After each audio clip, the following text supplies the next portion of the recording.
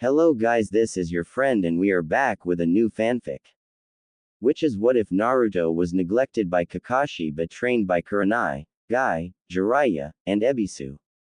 Part 2. And if you enjoy this fanfic then please press the like button and subscribe to my channel for more fanfic like this. And now let's start the fanfic. Yu Ing Bastu. She started before Ing again as Naruto moved the bells. Also before you go thinking that I'll be affected, the bells have a range limiter applied to them. Nothing outside of a foot radius is affected by them. Meaning I can sit here all day relaxing as the bells ring and you get pushed to the edge of orgasm, but never able to achieve it. Naruto stated as he jingled the bells another 3 times. On the outside, both Ibiki and Anko were shocked at the plan Naruto had created since both male and female prisoners could be affected by that trick. Kid's going to make our jobs easier than before. Can't wait to see what he cooks up later. Ibiki stated, making Anko nod. Said woman was also in a daze thinking of the other uses for those bells, specifically the bedroom uses. Whether on the receiving end or not, those bells could be a lot of fun. She also made a note to ask where he got the idea from. After about 5 minutes, Kin was a panting mess. Her panties were completely soaked and her felt like they'd tear through her bra at any second. It didn't help that, whether it was intentional or not, the bells were making her mind picture Naruto actually touching her and making her feel the pleasure. What she didn't know was that the bells weren't doing that at all. It was her own mind doing that, both because she wouldn't mind and because it was trying to justify the pleasure it was receiving. Naruto then stood and walked over to a few water bottles and brought one over. After opening it and taking a drink, he then offered it to Kin, who gladly took several drinks. She knew at the rate her nether regions were going that she was going to be dehydrated soon. Naruto then removed the bottle and capped it, letting Kin take some breaths. Are you ready to talk? Because I can keep doing this for hours. Naruto stated, getting Kin to whimper. Please, no more. I'll talk, just please let me come. Kin pleaded since she couldn't fathom suffering this for hours when her body was already in this bad a shape after only minutes. Tell me everything and then I'll let you. Naruto stated, making Kin whimper before she started telling him everything, with Ibiki and Anko taking it down in detail. Once she was done, Naruto nodded and then jingled the bells differently than he had before. The effect was instant as Kin threw her head back and squealed loudly as she came harder than she ever had before in her life, causing her to soak her seat in her underwear. Kin hunched over, gasping and panting from the experience. She almost felt like she was floating during the experience as it was that pleasurable and satisfying. Well then, besides someone coming in to verify the information you gave us, we're done here. Naruto stated as he stood to leave. Wait. Kin asked breathlessly, making Naruto pause. Please, take me as your slave. She asked, making Naruto stiffen and the 2 senior interrogators to raise their eyebrows in surprise. I know what awaits me, death or imprisonment in an unimaginable hell. I don't want that. The pleasure the bells gave me, my mind saw it as it all coming from you and made up various scenarios for it. Please, I'd rather have the pleasure than the pain, and I've already betrayed my village entirely. Kin stated in a desperate tone as her body wanted a full UAL release instead of just a sensational one. Naruto was silent a long moment before he answered, I can't promise anything. I don't know the laws and procedures concerning this and I believe the Hokage has a say in it. If it is possible, then I will do it so long as you actually want it to happen and not just because you're in a haze of lust and pleasure. Naruto stated as he looked back at her before heading for the door. Thank you, Master. Kin stated as Naruto left and found Ibiki and Anko there waiting for him. Naruto merely looked at Ibiki as they walked to deliver their reports to the Hokage. She's not wrong in the fact all that awaits her is a cell in a prison or execution, since she not only joined a traitor's village but also helped a plan to invade the village. While not common nowadays, captured ninja have become slaves either to the ruling authorities or the one who broke them. It was usually used for captured ninja that had bloodlines, a unique skill or trait, are considered extremely talented that offspring from them would benefit the village should they have any. Especially if their owner had a bloodline as well, since that increased the chances of a new bloodline or a child with both. Normally the Hokage has the final say, but usually they allow it for the person that broke them unless a lord or lady requested the person be their slave. Ibiki explained since it was true and Naruto merely nodded. I see. Well, if the Hokage gives permission, then I will offer her the chance when her mind is clearer than it was in there. I don't want to take her in and then have her resent me because it wasn't what she honestly wanted. Naruto stated as he'd take her in if she wanted, but he sure as wasn't going to exploit, force, or use her in any way. He wasn't like Zabuza seeing someone as a tool until they managed to prove themselves enough, and he sure as wasn't going to be like Gato. That's respectable, kid. Just make sure your enemies don't always know that, or they may try to take advantage. Ibiki stated since a person could have honor and respect, but you can't let it be the leading forces when in battle, since in their world the only thing that mattered was you won and lived and your enemies lost and died. Granted, there were exceptions, since capturing enemies for information, bounties, hostage exchanges, double agents, spies, etc. were always a good thing to do, have. They were more key in wartime, but having them in times of peace meant there was a chance of preventing war. Ibiki broke from his musings as Naruto nodded. I know, Ibiki-sensei. Naruto stated, making Ibiki nod as they walked before Anko chimed in. By the way, kid, where did you come up with that torture for kin? Anko asked, and Naruto chuckled slightly while scratching the back of his head. I had help from Jiraiya-sensei and Kurenai-sensei. I had the idea when I heard some women complaining that their partners were torturing them by never letting them finish. I hadn't fully understood what they meant until later, but I figured it out and then asked Jiraiya and Kurenai for help in making the bells able to do that for the genjutsu 2 days ago. Jiraiya made seals and Kurenai helped figure it out for genjutsu related, thus the final product. Naruto stated, making them blink a bit since it was an ingenious way to use the genjutsu since it was bulked up by the seals. Okay, just one more thing, any chance I could get my own set to play with? Anko stated, then asked with a grin, making Naruto and Ibiki sweat drop. I guess, I'd need Jiraiya to make another batch of the bells though. Naruto stated, making Anko grin as they entered the office seeing Hiruzen and Jiraiya there. The three then lost all relaxation and faced the Hokage seriously. Sir, we have a serious problem. Ibiki stated before they gave the three detailed reports on the matter at hand as well as the situation Naruto just found himself in. By the end of it, Hiruzen looked and felt a decade older. I'm seriously getting way too old for this shit. Hiruzen stated, getting chuckles from the others.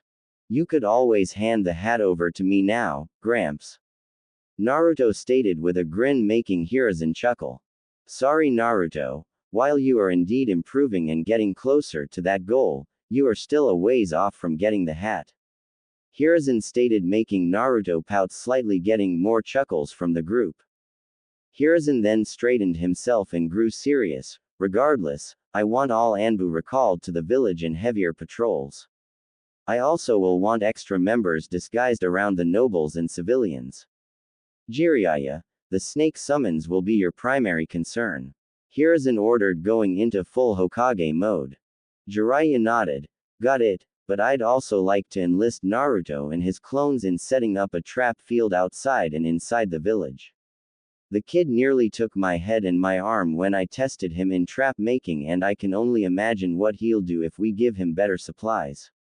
Jiraiya stated, making them raise an eyebrow and look at Naruto. Hehe. My pranks kind of gave me an in-depth knowledge of wires, subtlety, intricacy, and layers of attacks. Naruto chuckled slightly, scratching the back of his head. Very well.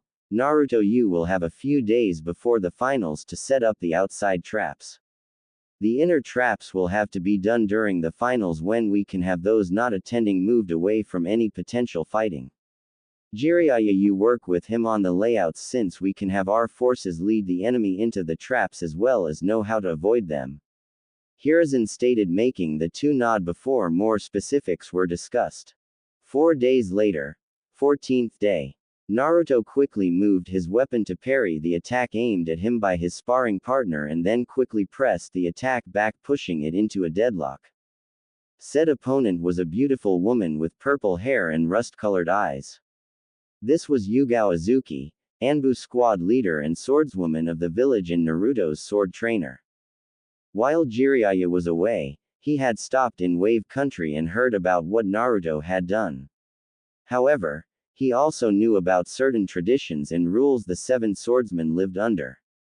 With that in mind, he explained some things to the people of Wave and they gladly helped move the 2 graves to within Wave's borders and had 2 proper headstones crafted and put in place while Jiraiya took the sword to give to Naruto.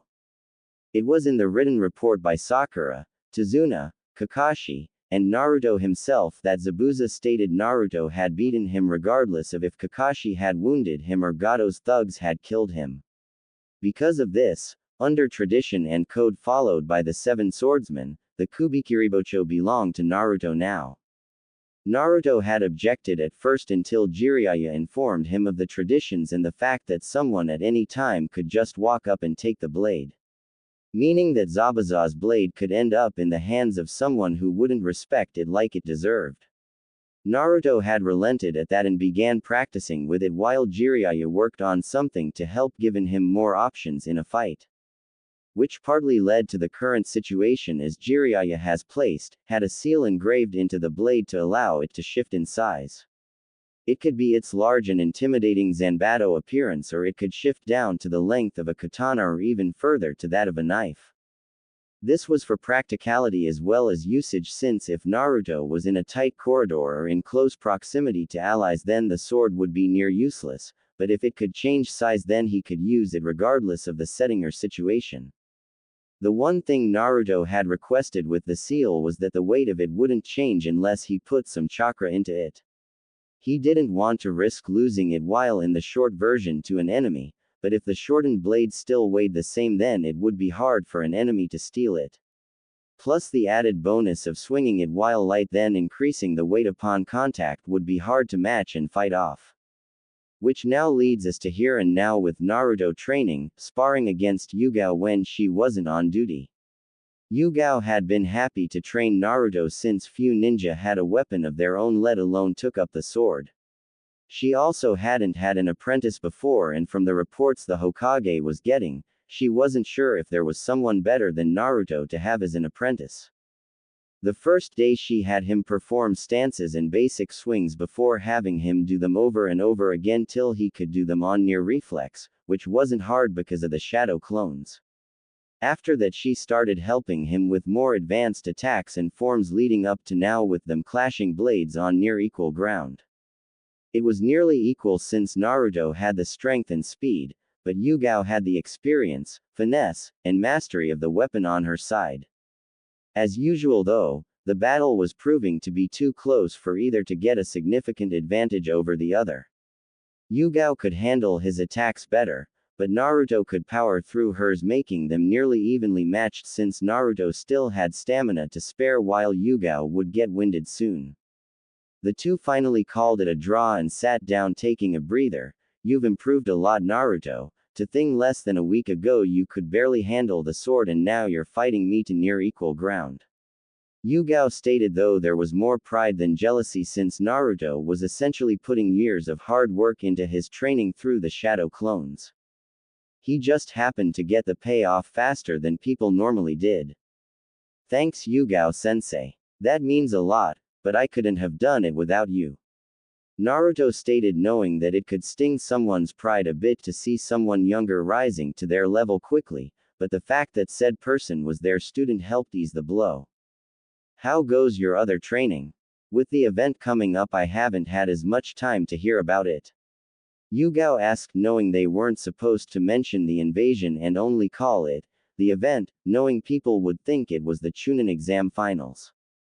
It's going good, I'm working on cutting water with my wind now under Asuma-sensei's teachings, while he also has had me start working on making a cutting-edge over weapons.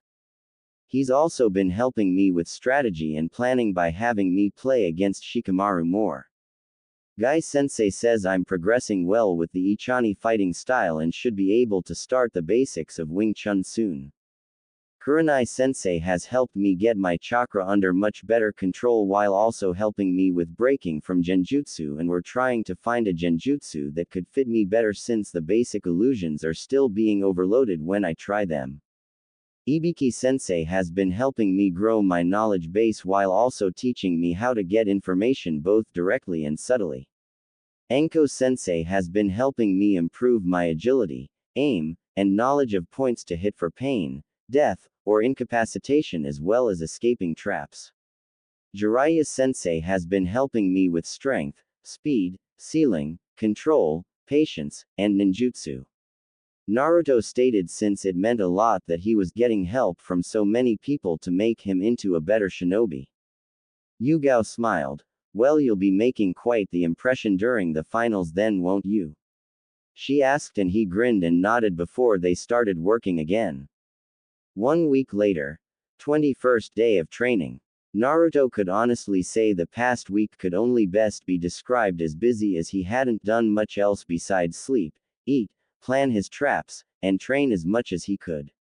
If one of his teachers wasn't available due to preparation for the finals invasion, then he was refining the different areas further and trying to expand on others. Today though was different. Jiraiya had informed him that he had something special planned, and it wasn't toad summoning.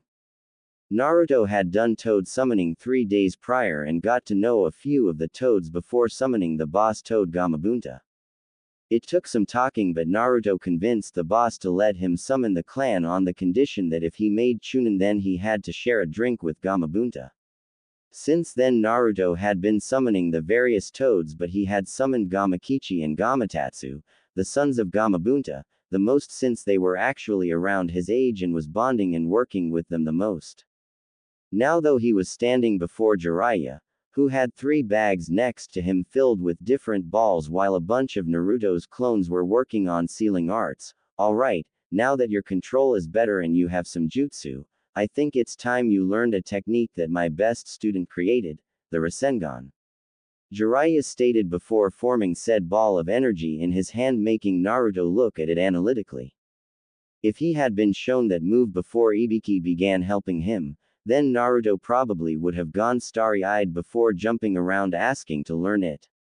Now though, he was studying it and seeing what he could, which at the moment was chakra swirling and battling itself while contained in the ball shape. Jiraiya smiled seeing Naruto taking the time to analyze the jutsu when shown to see if there were any secrets to be gained from it. It was leaps and bounds beyond how he was 3 weeks ago. Now, this jutsu is a close combat in your face type of jutsu. Jiraiya stated as he slammed the ball into a boulder, destroying it into small pebbles. Naruto merely raised his eyebrows in surprise as Jiraiya turned to face him. Alright, now the first step is rotation. He stated, handing Naruto a water balloon. Your job is to rotate the water to the point that the balloon bursts. Jiraiya stated, taking his own balloon, causing it to instantly explode. Naruto frowned before he held his balloon and focused, causing the balloon to shake and bubble slightly before a couple minutes later the balloon burst.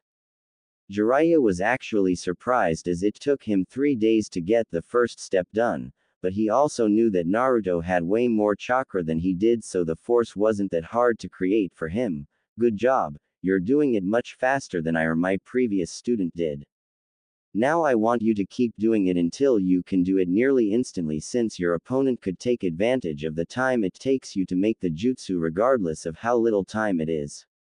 So the shorter time the better, since it will give your opponent less time to react. Jiraiya stated, making Naruto nod before he sat down and took the bag of water balloons and got to work. An hour later had Naruto bursting the balloon at 1 second of activating the chakra, which Jiraiya told him was the best they could hope for, since it was actually faster than that. The reason being is that it took Naruto a 1/4 second to think to do it, 1/4 to actually do it, 1/4 for Jiraiya to perceive him doing it, and finally 1/4 for Jiraiya to react to it. So in reality, Naruto was getting it done in about half a second despite them not being able to track it faster. Good job Naruto, now the next step is power. Jiraiya stated as he took a rubber ball and caused it to burst loudly. This rubber is stronger than the balloons and there's no water to churn and help burst it. Jiraiya stated handing one to Naruto, who quickly made it pop on one side. I figured this would be a bit easier for you than it was for me, but that's only because you have so much chakra and you're getting the control over it. However, you still have to keep working on it till the whole ball bursts, not just gains a hole. Jiraiya stated, making Naruto nod before he took another and started again.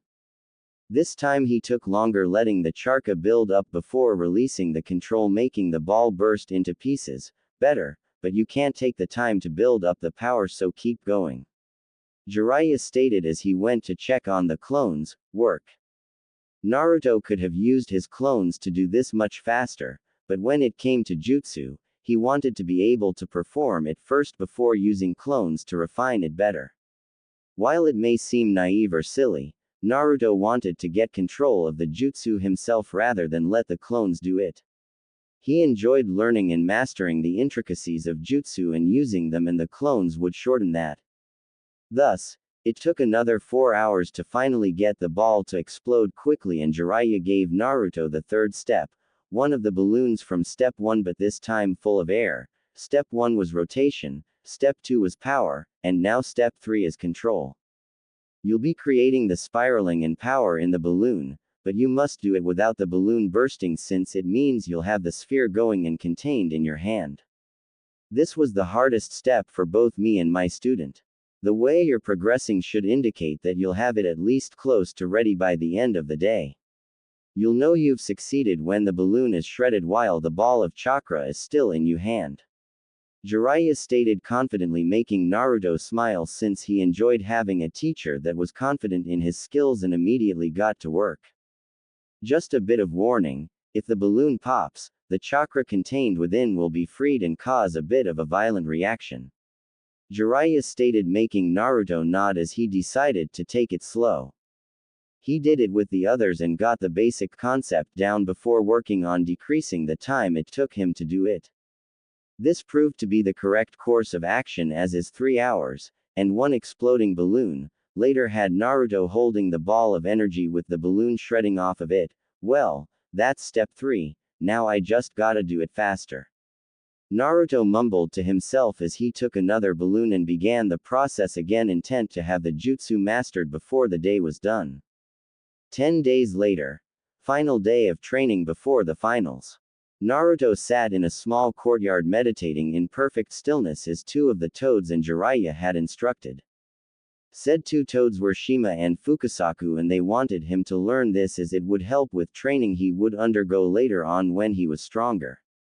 At the time he was slightly annoyed since his Uzumaki instincts despised sitting still for too long, but he was able to slowly get the time built up to where he could go hours without even twitching a muscle, which had the added bonus of building his patience. The side benefit was also the fact that Jiraiya informed him that meditation could help replace sleep, as the mind could relax along with the body, but your awareness remained, letting you be able to react quickly while feeling rested. At the moment, he had a small army of clones outside the village setting up all of his traps, while each of his teachers was with a regiment of clones making refinements, corrections, or adding something new to help with his training for the future. Jiraiya had put him through the ringer the past month, helping his taijutsu, sealing, control, physical training, jutsu, summoning, patience, meditation, speed, agility, and other areas, pushing him further and further. The Rasengan was by far the best jutsu, in Naruto's opinion, and he had mastered it within a day before he started having his clones working on making it with both hands at the same time, since if he missed with one then he could hit with the other. Jiraiya had also helped him begin working on his other affinities, and Naruto surprised him by making a jutsu for his lightning affinity. The other surprise came in his seals. Not only was he wearing over 500 pounds on each limb and his waist, but he also had the gravity set to 10 times normal. Even with that, he could still move at high Jonin speed when relaxed and Anbu speed when he actually put effort into moving as fast as he could. The toads had helped with control, water release, patience, swordsmanship, staff combat, collaboration jutsu, and taijutsu in the form of the frog kata. However, the latter he was informed couldn't be used to its fullest until later on when he had the training that would be used with meditation and the control he needed. Regardless, even without the training, the frog kata was still dangerous to be hit with. Especially when Naruto worked it into his current styles of combat, making him much more lethal in hand-to-hand combat. Kurenai had helped him with control, some mid to high level genjutsu that he could fully control, noticing signs of seduction, and even making a genjutsu, though he had yet to show her the finished product. He had in turn helped her improve her taijutsu both to help her and as thanks for everything she had done. Kurenai had thanked him and given him a kiss on the cheek as well. Anko had helped with his accuracy as well as learning to throw Senbon with deadly or incapacitating accuracy. She also covered points to cause pain, death, and incapacitation while helping with his agility, flexibility, and taijutsu. She also showed her own brand of torture techniques and traps, which Naruto took note of to add to his already impressive repertoire of trap makings. With Asuma, he had gotten his wind affinity under control and had made progress to fully mastering it. Naruto had mastered the trenching knives and Asuma had even surprised him by giving him a unique set that were a little wider and had spikes along the hand guard. Thus they were as much a punching weapon as they were a stabbing and slashing weapon. They were even more versatile as they had a small knife point on top of them as a way to block and stab. Naruto and Shikamaru also benefited from playing each other as they both grew as strategists as well as planning and adapting. Ibiki had made him into an excellent psychoanalyst as well as interrogator that was second only to Ibiki in the ways of torturing the prisoner without physical contact. Ibiki had helped him block out annoyances, taunts, emotions, and anything else that could get in the way during battle and how to deal with the aftermath once it was done. He had also helped heal some of the psychological wounds Naruto had suffered at the hands of the village since one could only be treated as a nuisance, less than human, something that shouldn't be in the village, or as a threat while being glared at constantly without having some form of wounds to you both psychologically and emotionally. It had actually made Ibiki want to drag half the village in and see how they liked psychological trauma being done to them and not being able to do anything about it. Anyway, Ibiki had also helped him with his method of taking pain and blocking it out, which was actually helping him with some of his taijutsu training since Guy found another taijutsu that would fit him. Speaking of which, Guy had been happy and excited to train Naruto so extensively since outside of Lee, he hadn't really trained anyone in taijutsu. Naruto had mastered the Ichani style and had gained the experience to use it through his clones fighting him, more clones, and Guy. Another style that Guy had stated he'd help Naruto with in addition to the strong fist was the iron body style, which was designed for taking hits and lasting through them regardless of how damaging they'd be on others or even resisting damage altogether. It also focused on powerful strikes that could drop an opponent with one hit. In addition to that, through the Ichani style, he had learned parts of the Wing Chun and had used scrolls provided by Guy to fill in the gaps and was even learning weapons for the two styles. His Ichani training came with staff combat, which helped him with the toads since he learned to use a Sasumata staff from them.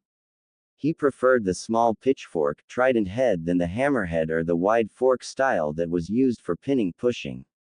It also had the benefit of being made from a kanabo, so even if he couldn't hit with the head, the shaft would hurt like hell if not kill. It even had a holder ring at the end to allow for increased range and swinging power. Wing Chun also had bow staff combat, but the harder weapon were the butterfly swords. The swords weren't much bigger than the trenching knives, but the thing about them was they could be sheathed together, making it look like one knife blade. The problem with butterfly swords was that they required complete awareness of your body and the blades at all times and then incredible speed to move and attack while still using the Wing Chun principles with the blades. He had begun to get speed with them, but they weren't comfortable. Jiraiya had helped solve that problem by visiting a local weapon craftsman and making a pair, but instead of the normal large bladed heads, they were a sleeker recurved version for better speed and control.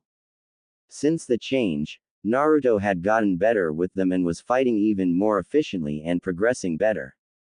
Even Jiraiya and Guy were impressed by what Naruto could do with the blades as he and his clones sparred to get a better handle on them. Even with the weights and gravity, Naruto could still move faster than a few could track with those blades.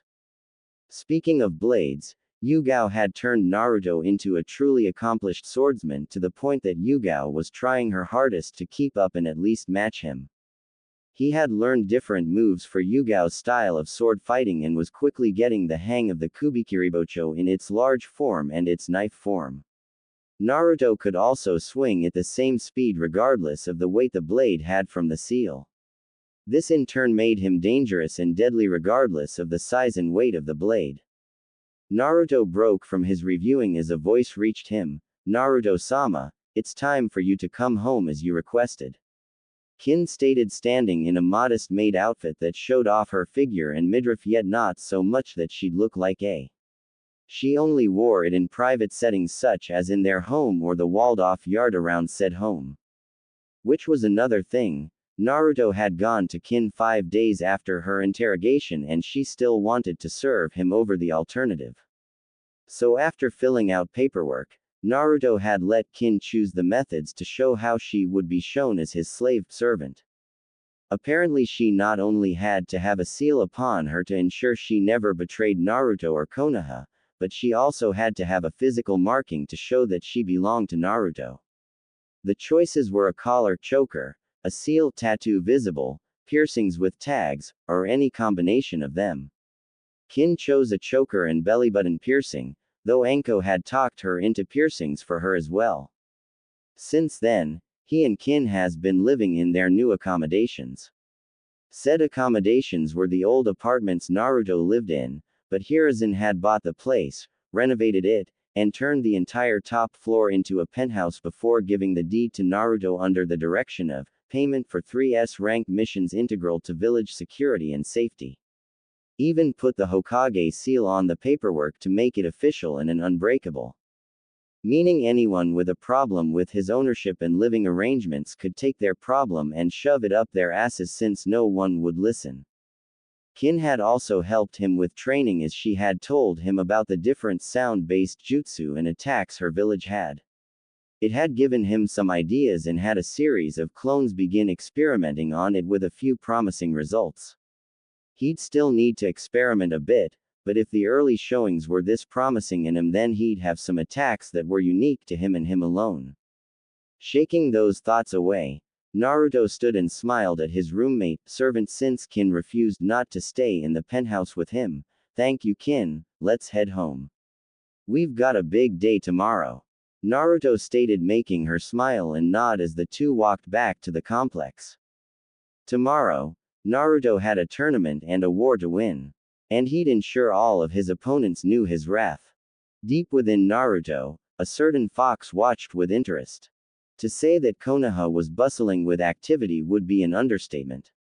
Shops were open early, having extra workers doing advertisements, showing off their different wares, and trying their best to get the wealthy visitors to stop in and purchase their wares at reasonable prices. Of course, as soon as the finals started, all those merchants and shopkeepers would be rounded up and taken to various shelters for the coming invasion. While the more knowledgeable highly doubted there would be many getting inside the walls after seeing the layout for Naruto's proverbial and literal minefield of traps, they still needed to be more safe than sorry. Said blonde had been careful to give the full layout of his traps and ensuring that dodging one meant you'd potentially set off 3 others if you didn't know where to move. Within the village itself, he ensured the traps were designed to inflict death and pain while not damaging the building themselves, though he did have a couple set up for capturing enemies since he knew information was vital. Outside was primarily the killing field, since with such large groups coming it would be ideal for area of effect traps. While there would be some capture, incapacitation traps, the majority were killing traps. He was, however, very annoyed at various Konoha shinobi trying to mock him when he was detailing the different traps. Ibiki, Hiruzen, and Jiraiya had shut them up real quick, with Kurenai, Anko, Asuma, Yugao, Guy, and even the Ino-Shika Cho trio backing them up. Inoichi had been at his wit's end, with Ino always complaining that training was too tiring and eating was going to ruin her figure to impress Sasuke. She was his princess and all, but she needed to take her status as heiress seriously, or he'd have to consider possibly naming someone else as the next clan head. Then a little over 3 weeks ago, she had talked to her mother about how to balance any food she ate with training, and had then begun to eat better and train more. She was even asking him for more training and etiquette for being clan head. When he asked what brought the change on, she had gained a small blush to her face, making him think Sasuke had done something to motivate her.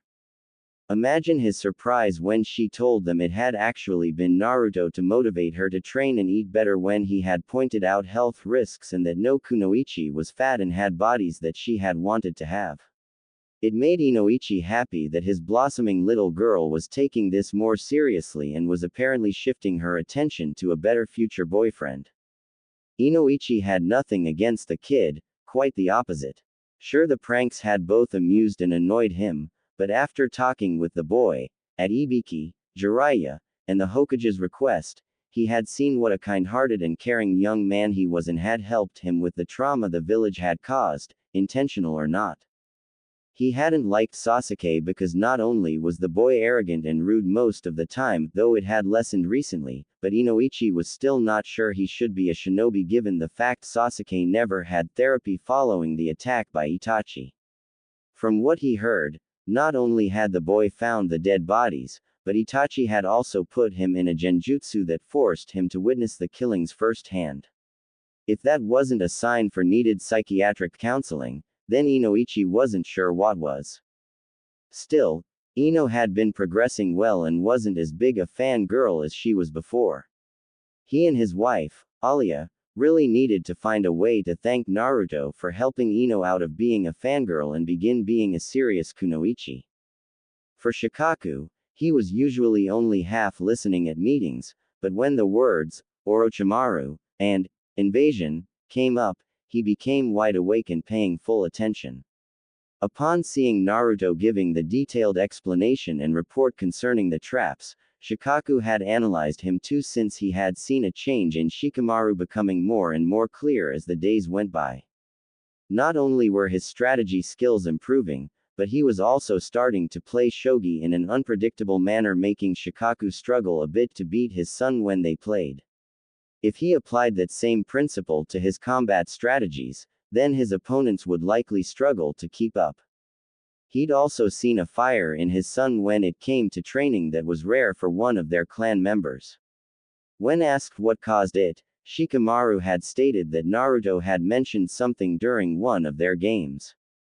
Said something was that if Shikamaru ended up fighting someone who knew how to fight Nara clan members, then what did that leave Shikamaru? The answer: nothing but his wits and intelligence, which could be overwhelmed by a more skilled or greater in number opponent. Thus Naruto had pointed it out that not only could Shikamaru get himself killed, which was bad enough, but also get Ino, Choji, and Asuma killed. However, Naruto had informed him that there was a much worse possible fate for Ino if she were to be captured. As such, Shikamaru had stepped up his game, no pun intended, to get a wider variety of attacks and options when on the battlefield. Thus, despite it being a lot of work and a drag, Shikamaru had spent time learning more of his clan arts as well as starting elemental jutsu, with his element being lightning. Shikaku had been surprised at the turnaround, but had understood the drive behind it. Of course, Yoshino had loved it, claiming it came from her side of the family, and Naruto had merely found the right motivation to bring it out. Shikaku was just glad she was focused on their son trying harder and thanking Naruto than smacking Shikaku with her frying pan. Choza was similar to Shikaku as Choji had come home one day and wanted to up his training.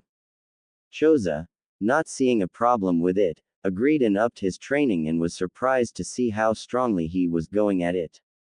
Choza had gotten a similar explanation that Shikaku did, but with the addition that Naruto had explained to him that hurting those who threatened your home, families, and friends didn't make you a bad person, rather it put you in the right to harm that person for daring to threaten what you decided to protect.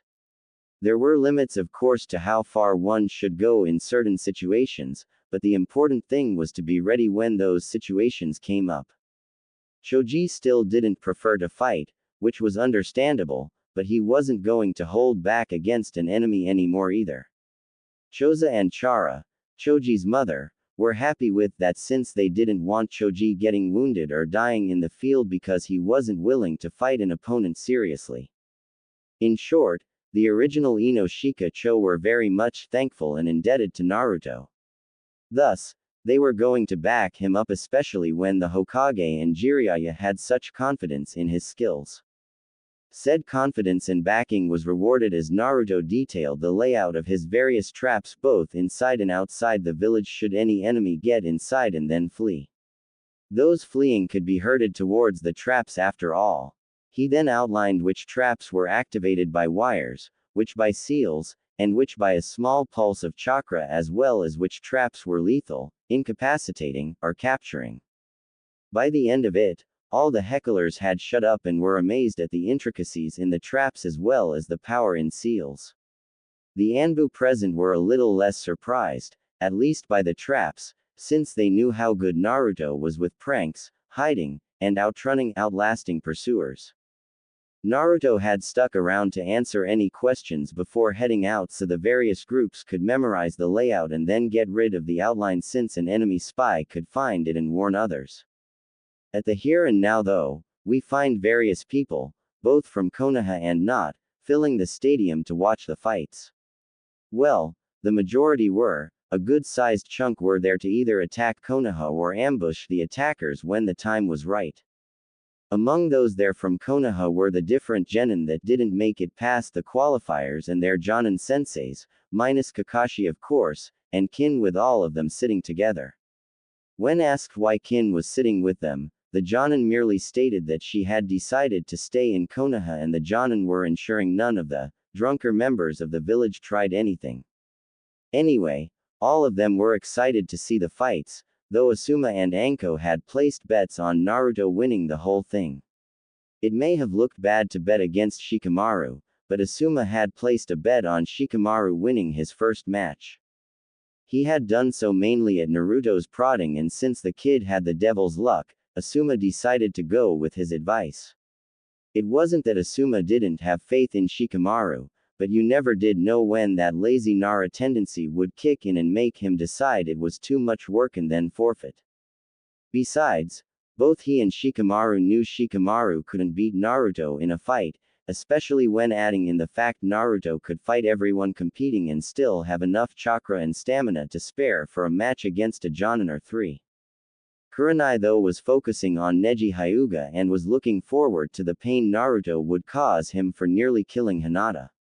He had even technically done it more than once since the injury she sustained to her heart kept acting up afterwards forcing her to remain in the hospital up until today. If it wasn't for the fact Hiyashi and his wife insisted that a doctor be in the room at all times to monitor her, Hinata could have died before help arrived. Even now, one of the best medical ninja in the village was sitting just behind them in case Hinata had any more issues. Her saving grace was the fact the Hokage had assured Kurenai that his third student, Tsunade Senju aka the greatest medical mind currently in the world, would be coming back to the village after the invasion. He would have sent for her earlier, but he didn't know if it could take a month or even longer and with the threat of Orochimaru, he couldn't risk anyone capable of tracking and handling her being away. Kurenai had understood since she knew the village came before two genin, Hinata and Lee, regardless of the genin's status in the village. Guy was also anticipating the fight, both for his viewing and to show Lee what hard work counted for. He was lucky that the Hokage had given permission for Lee to be there, though he knew it was also due to Naruto requesting it as well. Like with Hinata, Naruto had wanted to show Lee what he was willing to do to anyone that dared to harm a comrade of his. Of course, Guy also had a bit of a grudge against Gaara, so he was looking forward to Naruto beating the boy, though he knew it wouldn't be as bad as Neji. Despite the seriousness that Naruto showed, Guy knew he couldn't hate Gaara that much just for the fact Jiraiya had informed him of Gaara's life. While Naruto had the emotional and psychological trauma of being hated and glared, Gaara had it intensified by constant assassination attempts that his own father condoned, and it was even worse when Gaara's own uncle tried to kill him. That had been the breaking point for Gaara's mind. As such, Naruto couldn't hate him as much since his village and father had turned him into what he was. Neji, however, was choosing to be like this. He was smart enough to realize that Hinata had no chance at all at defeating a Jonin-level opponent when she was only 3. Let alone a Jonin with years of experience and training. So yes, Neji was in some deeper shit than Gaara was, but Naruto fully intended to make them pay for their transgressions one way or the other. The Jonin broke from their musings as Sakura spoke up. "Where are Naruto and Sasuke? If they don't get here soon, then they'll be cut from the finals." She stated, equally worried about her teammates. Asuma merely hummed while not having a cigarette today. "Sasuke, I don't know, but knowing Kakashi, they'll be late and Sasuke will get disqualified," he stated, making Sakura slump her head before he smirked. "As for Naruto, hey, don't worry. He'll show up. He's got a lot to show and prove, and he's not gonna miss a chance to do it," Asuma stayed, making the other Jonin smirk. "You got that right, he's going to kick Neji's and any other opponent he faces," Anko stated with a grin, hoping to see the same brutal and cunning Naruto that had interrogated Zaku and planned out the traps. "Yes, I don't think Naruto will have that much trouble against the opponents down there. Even Shino won't be able to keep up, I'm afraid," Kurenai stated, knowing Shino's insects would get full before even a quarter of Naruto's chakra was consumed. "Yosh! Naruto will show off his blazing flames of youth against all his opponents," Guy exclaimed, clearly excited. The Genin merely looked at the Jonin in confusion, since they had blatantly stated that none of the contestants down there had a chance of defeating Naruto. Sensei, shouldn't you have more faith in Shino?" Kiba asked in confusion, and Kurenai merely smiled. "I have faith in Shino. I believe he can defeat his opponent and the next person he faces. However, I know for a fact he won't be able to defeat Naruto. He's too dependent on his bugs, and such a thing is useless against Naruto," Kurenai stated, not looking from the arena floor. "You mean because of his huge reserves, right?" Choji asked, making the other Genin blink as Kurenai nodded. "Huge reserves? What do you mean? His chakra pool can't be any greater than any of ours," Tenten stated, making the Jonin and a few other ninja nearby chuckle. "Tenten, Naruto has more chakra than any of us, including the Hokage," Guy stated, shocking the Genin there. "That's why he struggled so much in the academy. He couldn't do a normal clone because he was trying to strangle his chakra to the point he could make 1 or 2. If he had just let it flow and made as many as possible, then he would have passed easily," Guy stated, since he had heard how Naruto had the opposite problem that Lee did, and the Hokage had taken it up with the different educators on just why no one thought to test Naruto or Lee on their chakra capacity to see if they could even attempt to do the standard graduation test. With Lee, they made the excuse that they figured the boy just didn't like jutsu, but what pissed Hiruzen off was the so-called excuses about why not for Naruto, meaning he was lucky enough to even be in the academy, and some other borderline law-breaking remarks. Needless to say, Ibiki had some new clients after that discussion, and Hiruzen made it a new standard that they had to test the Genin's chakra capacity every 6 months. No excuses. Guy broke from his musings at the sound of the Genin gawking and chuckled to himself. It was a natural reaction to someone so young having more chakra than seasoned a Hokage, but still amusing to actually see. And it's for that exact reason that Shino can't defeat Naruto. By the time his bugs will drain enough to affect Naruto, he'll be in the middle actually fighting Naruto. Shino is smart and skilled, but he focuses on his bugs too much and leaves his body weak to close combat. There's also the fact he has no defense against jutsu. Kurenai stated since after seeing Naruto broaden his skill set, she had begun to do the same and had encouraged Shino to do so as well. The quiet boy had asked what brought the subject up and Kurenai had replied that she was helping another genin with genjutsu and had made her realize she overspecialized. She then hypothesized what would happen should she ever fight someone that was better in genjutsu or one of the few that could be immune to it. The answer was obvious. Defeat followed shortly by death or capture. She then posed to him the question of what if he faced an opponent that had survived facing Aburame opponents before or that had too much chakra for his insects to feast on. Or faced an opponent like the Raikage who could coat his body in lightning. Again, the answer was obvious. Defeat followed shortly by death or capture with the first and third opponent likely resulting in his hive being harmed. Shino has taken the discussion to heart and began working to improve his taijutsu and strategy as well as getting a second hive of insects to add more variety and versatility to his choices. Particularly a type immune to poisons and toxins that were harmful to other insects and even humans. She had told him to seek out Naruto after the finals for help since if a Jonin wasn't available, then Naruto was the next best choice for helping him train. She broke from her thoughts as Sakura spoke again. How come you guys know about this? Sakura asked in confusion and Anko grinned. Because we helped train the kid for the past month. Anko stated grinning making the genin look confused. Isn't that a conflict of interest? Hinata asked and Asuma shook his head. No, we never talked with Naruto about what our respective student knew or were being trained in and we never talked with them about what Naruto was training in or knew.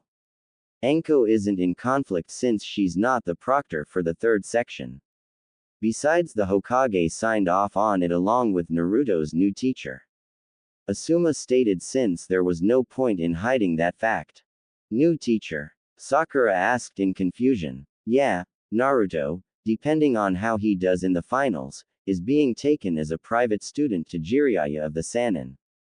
He was very unhappy about Kakashi not properly teaching Naruto since Jiraiya was friends with Naruto's parents. Both he and the Hokage were also very pissed at the fact Kakashi had decided to train Sasuke for the month while ditching you and Naruto. So depending on how Sasuke and Naruto do, will reflect what happens to Kakashi for his blatant negligence. Anko stated knowing Kakashi was screwed beyond all measure. So what happens to Sasuke and if Naruto is taken as a private student? Sakura asked while feeling a little conflicted about this. Well, you'll be put on the auxiliary roster until a third member for your team is available unless the Hokage decides to send you with another team or Jiraiya has Naruto join your team for missions outside of D rank. Asuma stated making Sakura frown in thought. If such a thing happens, I would start looking for ways to improve your skills and talents if Kakashi doesn't and that's if Kakashi is still a sensei after the Hokage's punishment. Asuma stated making Sakura nod slightly. Hehe, I'm sure quite a few of the genin will start expanding their arsenals after seeing what Naruto can do. Well, the smart ones will anyway. Anko stated knowing that comment would make the genin watch Naruto's fight much more closely. Before anyone could say anything else, they had to turn their attention back to the arena floor as the proctor, named Genma, arrived and began the announcement for the start of the finals. Hiruzen, who had just welcomed the cage to the Hokage booth, stood and walked to the railing. Welcome everyone to the finals of the Chunin exams. Hiruzen stated making many in the crowd cheer. I hope you all will be impressed with the skills and show that the new generation of shinobi will present. Let's begin.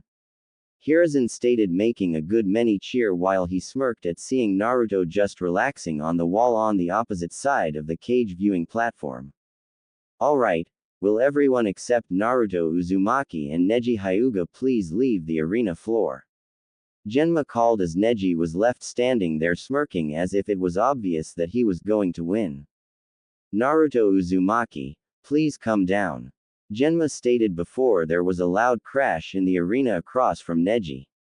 Everyone, minus Naruto's teachers, wondered what happened as the dust cloud hung around. When it cleared, everyone was surprised as they saw the new and improved Naruto. Over the last month, the extra nutrition had helped fend off some of the stunted growth he had, putting him at about 5 feet 10 inches. He was 5 feet 7 inches, which is the average height for a 15-year-old male. He stood there in a pair of black ninja pants with crimson stripes going down the outside of the legs and what looked like 2 kunai holsters on his legs, while his feet were in a pair of black boots that went up his calf and had his pants tucked into them. Around his waist was a crimson belt with several different pouches with a fox skull belt buckle that had glowing crimson eyes. There were also tassels, streamers, flaps hanging either from the belt or his pants. The position of the belt made it hard to tell, with the 2 right over his legs having a ball bearing the size of a smoke bomb at the end of them. The curious thing was that the others all had small bells on the end of them, yet they made no noise even as the wind blew them around. His hands were in fingerless gloves with a metal plate on the back, while his forearms were in a set of metal bracers with the Uzumaki swirl engraved on them. His torso was in a tight-fitting black bodysuit similar to Guy and Lee's spandex, only this was even more form-fitting, and looked good, as it showed Naruto's refined muscles. Over that, he wore a crimson Jonin-style flak jacket, only it had even more pockets and padding than a normal one, and still over that he wore a black hooded duster coat that was blowing in the wind, while the Uzumaki spiral was emblazoned on the back in crimson. If the hood was down, they'd see he also had his forehead protector on his, well, forehead. However, all that could be made out was his eyes shining within the hood and his mouth being expressionless. All in all, it was like night and day when comparing how he was now to how he was a month ago. All the males looked on in surprise while the women all blushed, whistled, drooled, shouted in glee, suppressed a nosebleed, or gawked at the appearance as his clothing showed off his muscles and body really well. Even Sakura and some of the married women were blushing at the sight of him. Genma merely smirked. "You cut it close, kid," Genma stated, and Naruto merely turned his head towards him before back to Neji.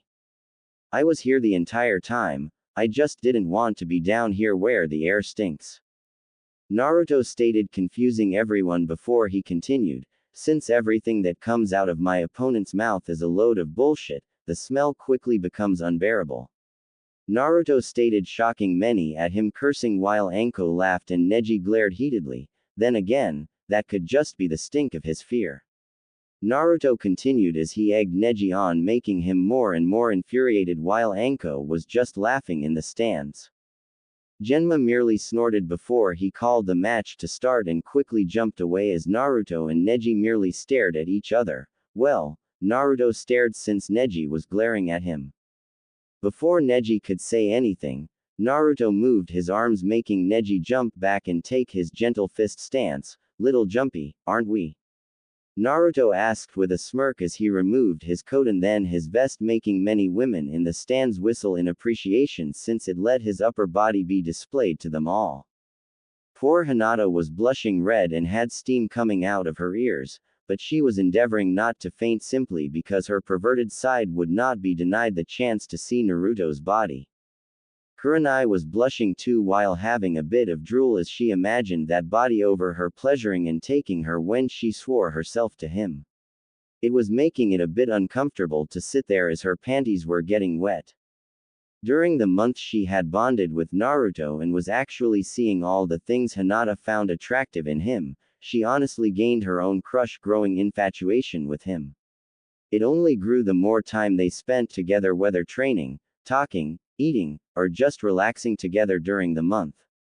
Anko was just straight up eye-humping Naruto's form while drooling a bit. Sure, she had seen some of his improved body in training, but his training clothes were normally what remained of his jumpsuits and the like, which hid his body rather well. Now though, his body was practically on display with only the thin layer of fabric separating her from seeing his muscled body. Temari was blushing while her mind couldn't comprehend the before and after images for the loudmouth she saw at the start of the exams. Holy shit. He's ripped. What the hell has Konoha been feeding him? Temari thought as the Naruto of a month ago didn't have that kind of body, at least that she saw since his clothes were baggy, and was wondering what the hell he did to gain it in such a short time. Kin was also blushing since she had seen her master come out of the shower a few times, though thankfully or perhaps regrettably she had only seen him without his shirt on. However, she had gotten some new doses of pleasure as Naruto, after her requests and endless begging, had given her massages that included her, and although Naruto had only used his hands and tongue so far, Kin had been a panting quivering mess from the pleasure and had tried to return the favor, but had only been successful once. Said one time was when Naruto came home angry because he heard Hinata's injuries had been causing her to nearly flatline multiple times. Kin, seeing the frustration, decided to help and immediately pushed him on the couch before undoing his pants and giving him a blowjob. Said activity had lasted over 20 minutes before Naruto finally released and filled Kin's throat and mouth, which she swallowed before cleaning Naruto. Naruto had thanked her and she happily kissed his and told him, anytime. It wasn't that her master didn't want to give her pleasure and get as good as he gave, but for the month he wanted to stay focused on beating his opponents over bedroom fun. Kin had completely understood since she knew her master was rather protective of his comrades in village and what Neji and Gaara had done was cross several lines that in Naruto's book you were never to cross. That didn't stop her from trying to seize another chance to relax her master if the opportunity presented itself though. Even if one hadn't presented itself yet. Back to the field, Naruto sealed his coat, vest, and bracers away before popping his neck audibly. Before Neji could react, Naruto began to fly through hand seals making him go on edge and making the various ninja look on in surprise at the speed. After the 50th, or was it the 80th? Seal, Naruto spoke, ninja art, field of life. Naruto stated as he slammed his hands onto the ground causing a yellow bubble to spread across and envelop the field. When it reached the wall and stopped, a couple of pulses began echoing through the bubble as Naruto stood there. Neji merely looked around in confusion as his Byakugan showed the field was covered in chakra, but nothing was happening to him, the field, or his opponent, so what was the point of this jutsu? Up in the stands, the Jonin and Genin were confused as well as they hadn't heard of this jutsu before and the Jonin didn't recall Naruto ever mentioning this jutsu to them. Any idea what that jutsu does? Asuma asked, making his comrades shake their heads in the negative. No, Naruto mentioned he had something planned for Neji in their fight, but he wouldn't tell me anything other than it was going to let him keep a couple promises. Kurenai stated knowing he had promised Hinata to win, promised her that Neji would suffer, and quite possibly promised Hiashi something as Jiraiya had told her that Naruto had met with the clan head and his wife during the month. Naruto didn't tell her what was discussed, just that he had another promise to keep when it came time for fighting Neji. Kurenai broke from her thoughts as Naruto cracked his knuckles audibly as he looked at Neji with eyes cold enough that it wouldn't be surprising if Naruto could cry ice. Now Neji, I believe I owe you an untold amount of pain. Naruto stated as he looked at his opponent that would soon be his victim. Please, fate has already declared.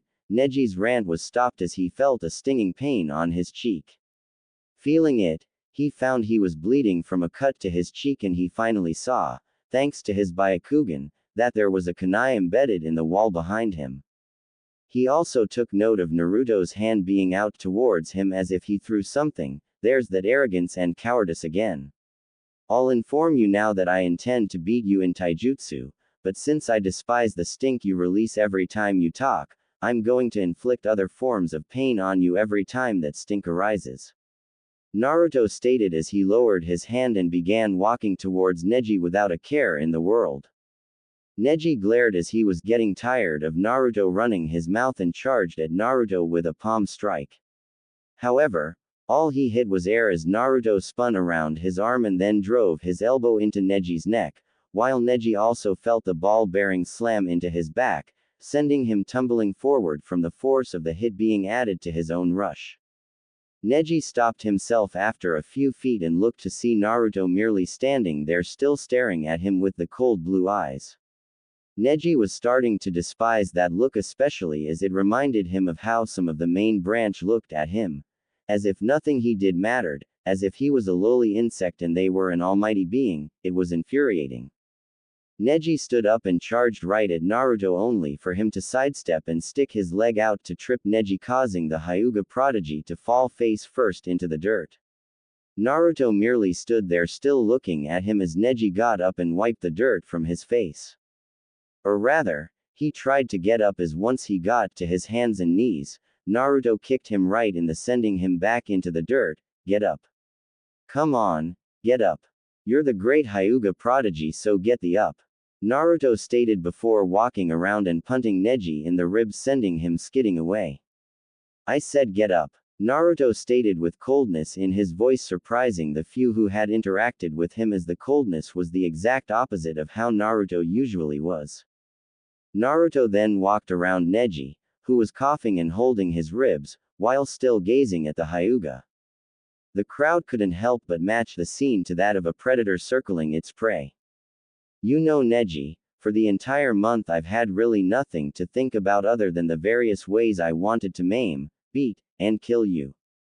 Naruto stated as he walked, while a few tensed at the last mention, but you see, I have a bit of a problem due to the fact I made a couple of promises that in some ways conflict with each other. Naruto stated before booting Neji in the ribs again, sending him back to the ground gasping for air. You see, I swore on Hinata's blood that I would kick your. I also promised someone that was feeling pretty wrathful towards you that I would make you suffer. Yet still on top of that I also swore to your aunt and uncle that I wouldn't kill or cripple you. This was compounded on the fact that Hinata wouldn't be happy with me killing you, and while we aren't close I do consider her my friend. Naruto stated, making said girl blush. Naturally this left me in quite the predicament, since I needed a way to fulfill all three promises without violating any of them, which is where some research I conducted comes in. Naruto stated before kicking Neji in the face, knocking a few teeth out. So please, do get up, since I need to vent some aggression and keep my word. Naruto stated, stopping in front of Neji as he got up. Neji wiped the blood and dirt from his mouth before glaring at Naruto. You think you know everything. You know nothing of the Hyuga clan. I lost. Neji stated angrily before getting cut off. Yeah, you lost your father because he died to prevent a war with Kuma when they tried to kidnap Hinata. Naruto stated in a mocking tone, get over yourself. Hinata was 3, and you expected her to be able to do something against a seasoned jonin. You're even more delusional than I thought you were. If you should be mad at someone, then it should be the ambassador or Hiashi-sama, not Hinata. Naruto stated neutrally, you preach about fate being absolute, but the fact is you're the biggest hypocrite there is. Naruto stated, making Neji scowl. You go on and on about your destiny, fate, and all that, but your destiny is to serve and protect Hinata, and what do? You attack her, beat her, put her down, and nearly kill her when the moment she was your opponent you should have surrendered, knowing you were to never strike her. Thus, you're a lying hypocritical sack of shit. Naruto stated, making Neji grit his teeth in anger. Neji then launched at him with a palm thrust that Naruto deflected before catching the arm under his own and delivered 3 brutal punches to Neji's gut before giving a punch to the face and then a backhand to the face. Naruto then grabbed him by his robes and slammed his head into Neji's face a few times, ensuring his forehead protector made contact with Neji's nose, causing it to break. Naruto then lifted him off the ground before slamming him back first into the dirt and then kicked him away. Rolling his shoulders, Naruto merely stood there as Neji tried to get up. You see, Neji, I know what makes you tick. You claim fate controls everything not because you believe it, but because it's your excuse. You use fate as a crutch. Naruto stated as he walked towards Neji before kicking in the face, causing him to roll over. you use it to justify anything you do that would normally get you in trouble and to give cause to vent your anger. You knew fully well that you couldn't beat Hinata if both of you were serious about winning. All she'd have to do is activate that pretty seal on your forehead and you would have lost instantly. So what do? You tear down her confidence, you break her spirit, you twist and manipulate her feelings towards family to ensure she can't possibly fight at her best. I saw it when Lee was fighting Gaara. You were angry and scared at what you saw because Lee's skills were something you thought a dead last could never achieve. Seeing him not only surpass his handicap, but show that he was clearly a threat terrified you to the core because he was going to ruin your belief and excuse structure that you had painstakingly built for years. Naruto stated, shocking Neji's team. The crowd though was stunned at how analytical Naruto was being as he planted his foot on Neji's chest. You see Neji, I know how to set you off. I know how to make you angry. I know how to make you lash out. I know what makes you think, what makes you react, and I know how to tear you apart. Naruto stated, stomping hard onto his chest, making him gasp and cough up some blood. Naruto merely snorted at him before moving away, and Neji grit his teeth and quickly got to his feet before launching out a palm strike to Naruto's spine. However, all he hit was air as Naruto sidestepped him and grabbed his wrist tightly. Naruto then brought his knee up right into Neji's elbow, shattering it and making him scream in pain. Naruto then twisted around, pulling Neji into a chokehold. Neji grit his teeth and clawed at Naruto's arm as he fought to breathe. See this, Neji? This is what happens when a snake swallows its own tail. Just keep fighting, Neji, fight. Naruto stated as Neji tried to kick his legs out to get some kind of traction. That's what the rage is like, it just eats away at you when you've got nothing to believe in, when you have nothing to fight for. And that is why I will always win. Naruto stated as Neji sank to his knees as his body was shutting down unnecessary functions to conserve oxygen. Do you feel that need for air right now, Neji? Naruto asked casually as he kept the hold on Neji's throat and was making it tighter. You see, it's not your lungs that are screaming at you for air, it's your brain. That microscopic organism, walnut on a stick, dumber than shit thing you call a brain. Your brain knows it can't panic further by flaring that it needs air, so it makes your lungs scream for air instead. Naruto stated calmly as he kept strangling Neji. I bet I sound very far away now, don't I? Naruto asked before he frowned and then grabbed Neji's head tight before snapping his neck. Up in the stands, those that had no hand in training Naruto could only watch in stunned awe as he dismantled Neji like he was an academy student fighting a seasoned Anbu. The dead last of the last academy graduation, tearing the former rookie of the year apart like he was nothing.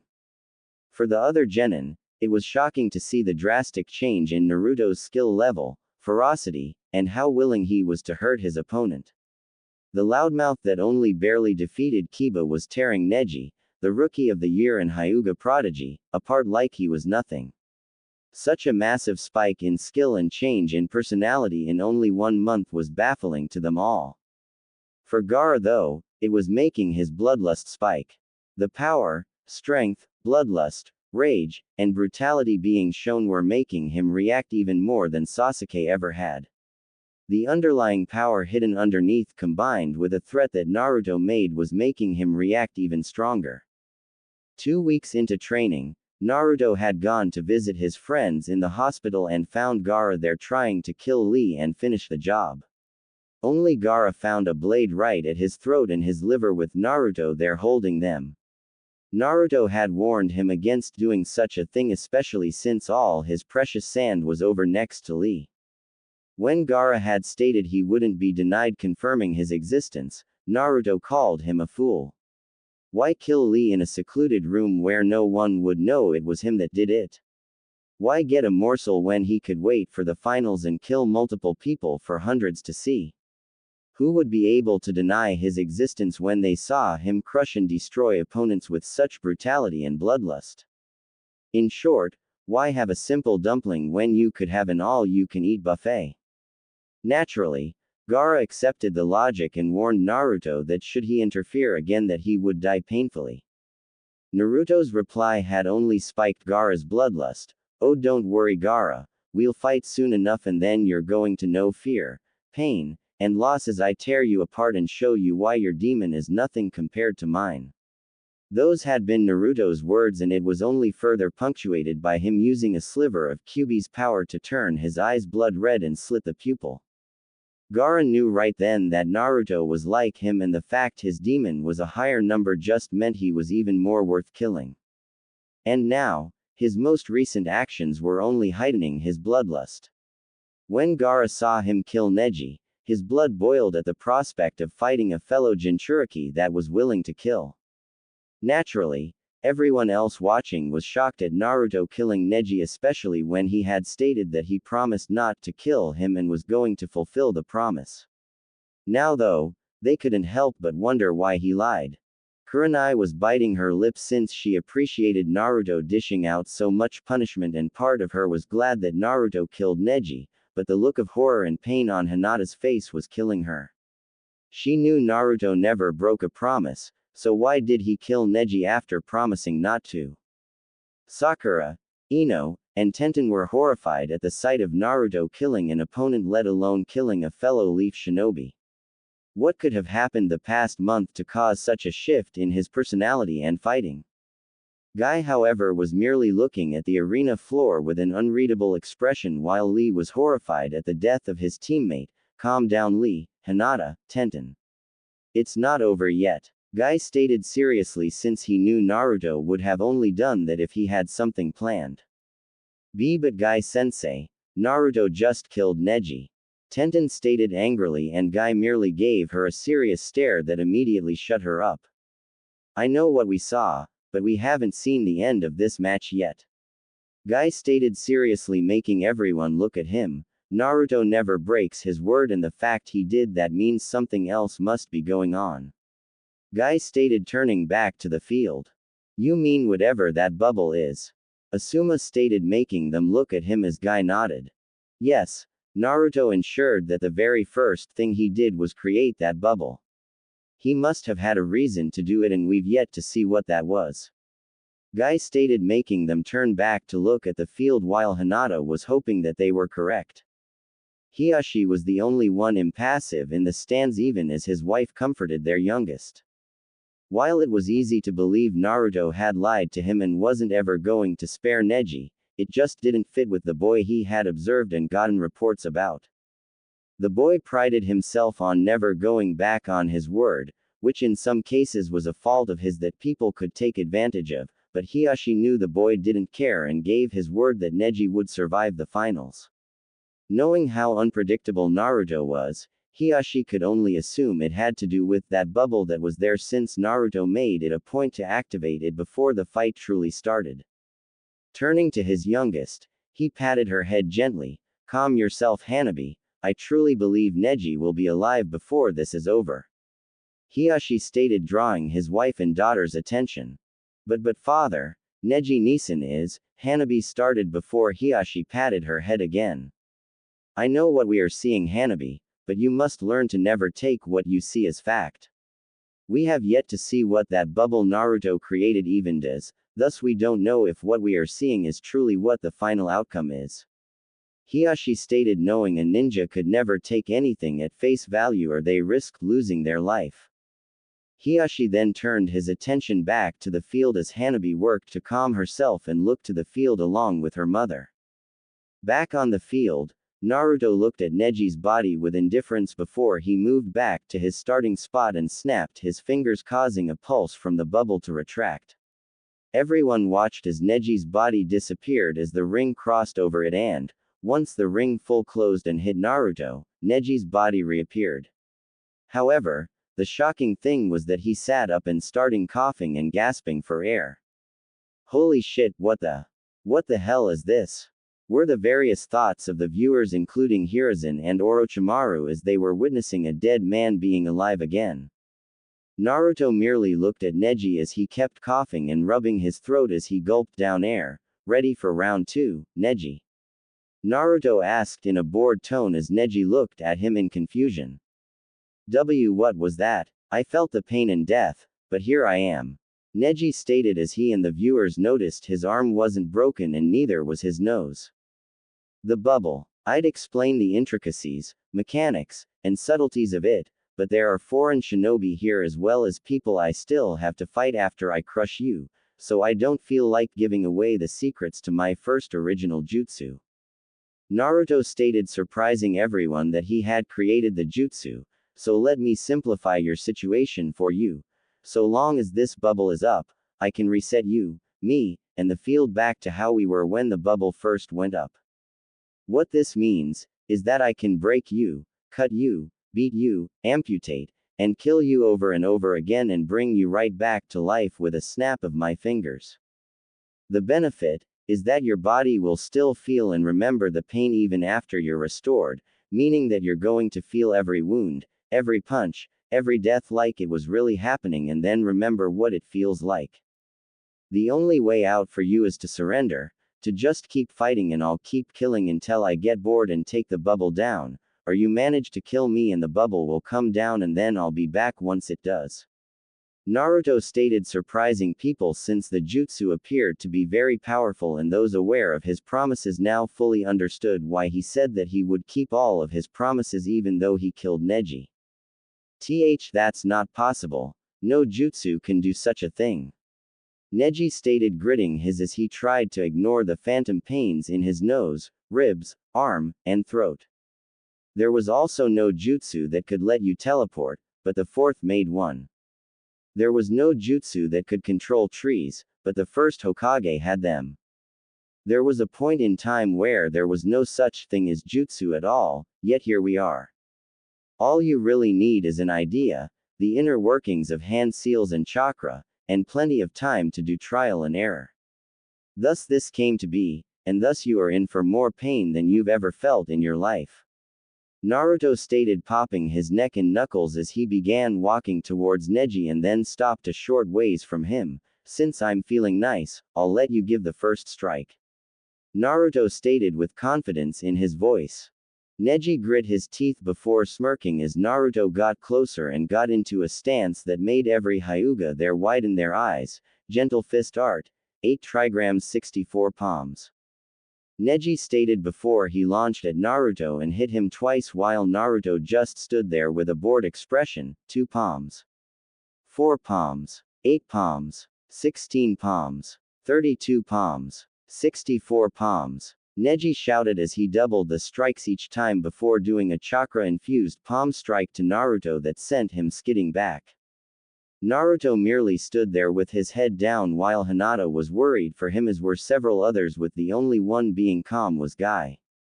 Training him in one of the taijutsu arts involved Naruto taking a great deal of pain and punishment to his body, so he knew that attack, while strong, was nothing to Naruto. This proved true as Naruto stood straight and rolled his shoulders, shocking Neji and several Hyuga. Well, that felt nice. Maybe next time I can have you aim for my neck. I've had this bad crick there for a few days and could use some loosening up. Naruto stated, standing there not at all bothered by the hits he took. Impossible. Neji stated in shock, since no one should be able to just shrug off an attack like that. Hardly. The problem with sealing off chakra points is the fact that against someone with enough chakra, it's useless, since I can just force my chakra points back open with a mass wave of chakra through my system. And really, with your chakra being forced away because of my chakra, those little finger pokes do absolutely no damage to me. Though I will give you props for that palm strike, it actually tickled. Naruto stated, since his body was just a wall of solid muscle and with chakra being regulated through him to harden the muscles, it just meant that any hits were not going to reach his organs. Neji's chakra attacks did hit his chakra points, but they didn't go any further than that. Neji grit his teeth in rage before he launched at Naruto, unleashing a barrage of attacks as he did. Unfortunately for him, Naruto had known how he would react and was ready for him. Naruto quickly deflected the blows with ease, making the blows miss him by a mile. Naruto kept this up for a few moments before he turned sideways and began to deflect the attacks with one arm. Finally, he pushed him away with a bored look on his face, Come on, stop trying to hit me and hit me. Naruto stated, making Neji grit his teeth and attack again. This time Naruto just leaned back and stepped back, dodging before he brought his elbow up, knocking one of Neji's strikes away and throwing him off balance. Naruto then brought his hand to Neji's midsection and did a 1-inch punch directly into his right kidney, making him gasp in pain. Naruto then followed it up with one more 1-inch punch to the same kidney, dropping Neji to his knees as he was clutching his side. He was then sent back as Naruto Spartan kicked Neji right in the face, breaking his nose again. Naruto stood there and shook his head. Seriously? This is it? This is the famed and proud prodigy of the Hyuga clan. I'm starting to feel insulted for having my expectations raised so high and I only get this farce. Naruto stated as Neji glared and cradled his side as he tried to stand up.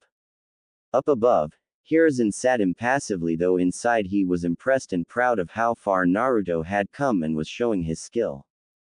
The brutality he understood, since Naruto had made it clear from an early age that he'd harm anyone that dared to hurt someone he counted as a precious person. He also understood the hidden second reason for his beating of Neji. The longer he took, the longer his clones and their forces had to ensure everything was secure and ready for Orochimaru and the Sans forces, and the longer Orochimaru had to put off on launching said invasion. He knew his former student well. His plans being delayed and put on hold for Kami knows how long would irritate and anger him, which would begin making him sloppier and thus make it easier to kill him. So all in all, while vicious and brutal, Hiruzen wasn't going to stop the fight. Back to Naruto, he began to calmly walk towards Neji, who was still shaky since the blows to his kidney were slowing him. However, that didn't stop him from trying to lash out with a palm strike, but Naruto merely sidestepped it and slammed his hand into Neji's throat, crushing it. Neji dropped to his knees, choking and gagging as he tried to breathe, but it was futile as his body started shutting down and he dropped to the ground dead. Naruto merely looked at Neji a minute before deciding it was enough and snapped his fingers, making the bubble come down entirely. Naturally, Neji appeared again, grasping his throat and coughing before he was sent flying into a tree via a kick from Naruto. The force was evident as the bark of the tree exploded when Neji collided with it before Naruto was in front of him, raining blow after blow on him as he used him like one of his training dummies.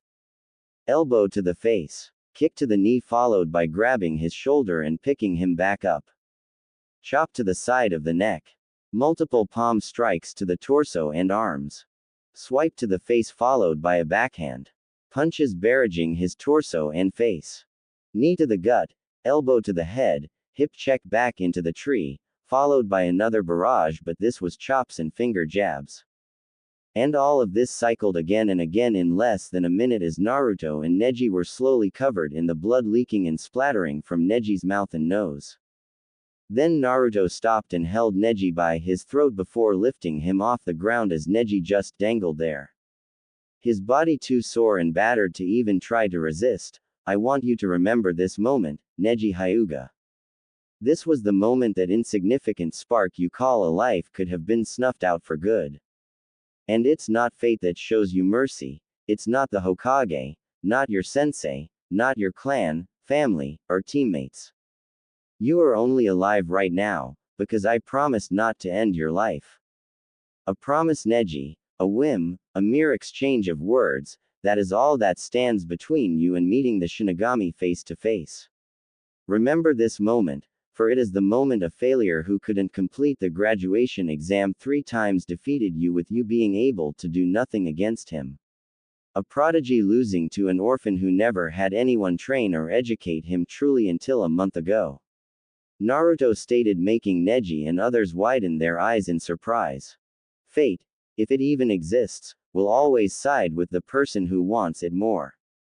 Your father's fate was of his own making. He loved his brother and would never allow him to die for protecting his child. Your father chose to leave this world on his own terms, and you disgrace him and his memory by using it as a means to harm and hate.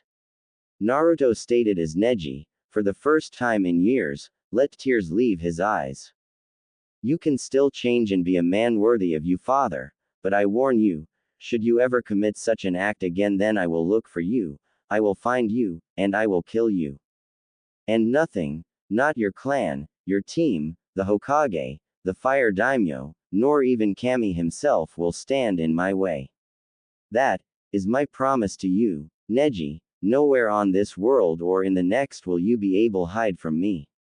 Do you understand? Naruto informed, threatened, and then asked as Neji mutely and weakly nodded before Naruto tossed him to the center of the arena. You can call it, he's done. Naruto stated as he walked for the stairwell. Winner. Naruto Uzumaki. Genma called as the medics came to retrieve Neji, and the people that taught Naruto over the month were the first to start applauding. They were soon joined by others throughout the stadium, with some cheers echoing out too. Hiyashi then kissed his wife's and Hanabi's heads before standing to go and speak to Neji, since it was time he learned the truth. Hanabi though was still stuck on just watching Naruto until he disappeared into the hallway leading to the stairs, and Hitomi was the same. The other genin were just frozen in stunned awe and shock at seeing Naruto break Neji down completely and utterly. Hinata was mainly just grateful Naruto hadn't truly killed Neji, though she was blushing since he had technically done all of that for her, even if it was because he didn't like Neji's action. It showed that he did indeed care. Kurenai meanwhile was smiling and blushing since she knew what Naruto's victory meant, and she wasn't opposed to it since she had spent the last month getting to know him while training. While she would hope for a more romantic relationship, this one with Naruto wasn't going to be bad. It didn't hurt that Kin had told her about his tongue, hands, and either, so she knew there was something to look forward to. She broke from her thoughts as Anko leaned in towards her ear. Guess he owns you now. Anko stated with a whisper and smirk, making Kurenai blush a bit more since Anko had heard her and Naruto talking about it one day and had been teasing them since. Kurenai though smiled and whispered back, yes, he does, but don't be jealous, I'm sure he'll you too. Kurenai stated, making Anko, yes badass bitch Anko, blush before she looked away, making Kurenai giggle softly. Naruto just keeps getting stronger and stronger, while I don't think I've improved at all since we became a team. Sakura thought, both impressed with Naruto and saddened for herself. Though she was happy for Naruto and that he got to show off what he could do. With said blonde, he walked up the contestant participant area wearing his vest, coat, and bracers again, though Tamari had to resist pouting at not seeing his muscles anymore, and leaned against the railing, not even acknowledging the others while Gaara was staring at him in bloodlust. It didn't help that he still had the blood splatter on his shirt. Naruto knew he was, of course. Tenant was grinning and telling him that Shukaku was no doubt howling for Gaara to kill Naruto after learning Kyuubi was inside him. Naruto and Kyuubi had actually come to a bit of agreeable terms since Naruto was becoming serious and stronger, which suited Kyuubi since if he had to be sealed in someone, they had better be one of, if not the biggest badass there is. Anything else was insulting to Kyuubi. Essentially it was, I'm the strongest Biju, so you had better become the strongest shinobi there is or else. Of course, neither of them were delusional to believe Naruto could handle anything coming at him on his own right now.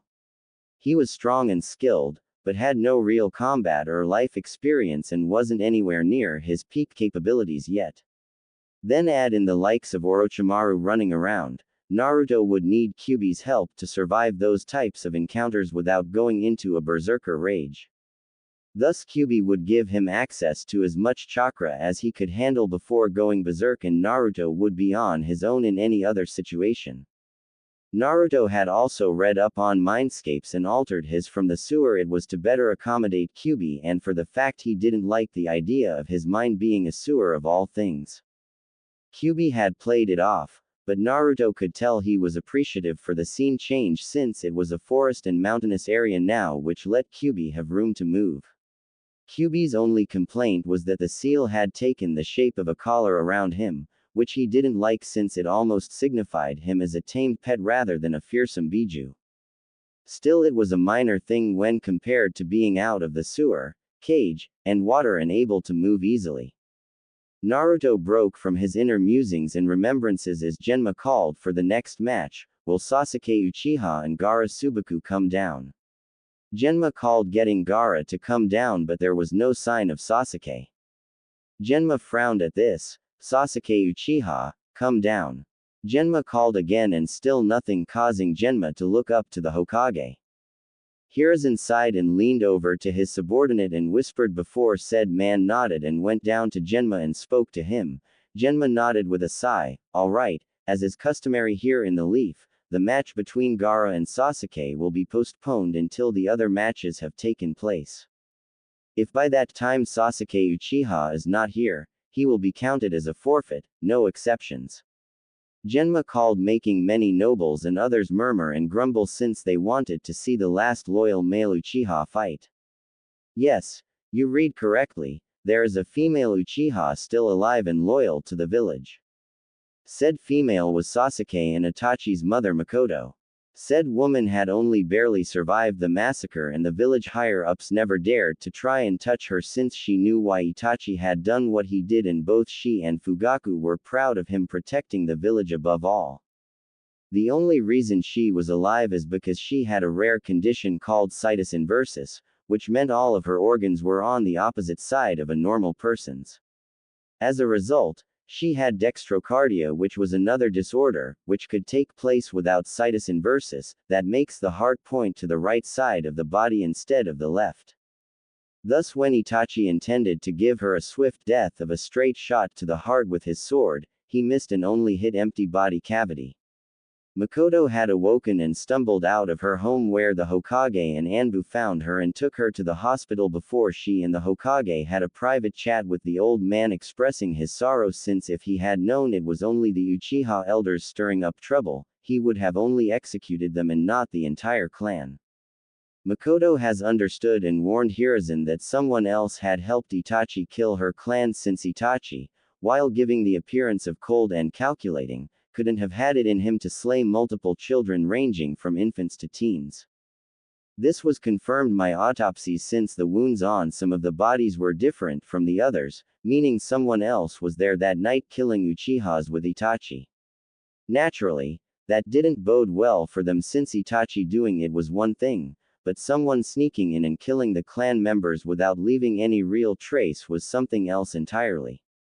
Anyway, after seeing Sasuke in a tearful meeting and a few months of rehab for her arm and shoulder, Makoto worked to get back into shape, since she didn't need to become helpless with the other villages, no doubt seeing an opportunity to steal a breeder for Uchiha soldiers now that the clan was down to a lonely couple. She had let her training and exercise get too slack in becoming a housewife when she used to be Anbu material, and now she was going to fix that.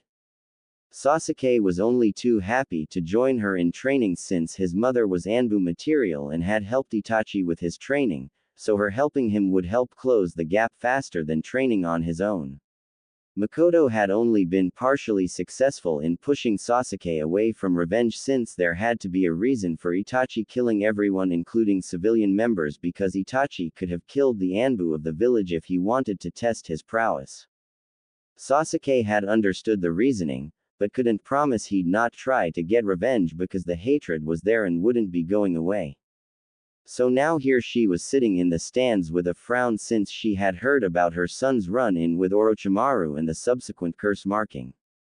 Naturally, she had demanded he be given protection and the highest grade seal that could be used to contain it, since Sasuke was still young and in a moment of anger could draw on the curse seal and succumb to the effects of Orochimaru's influence.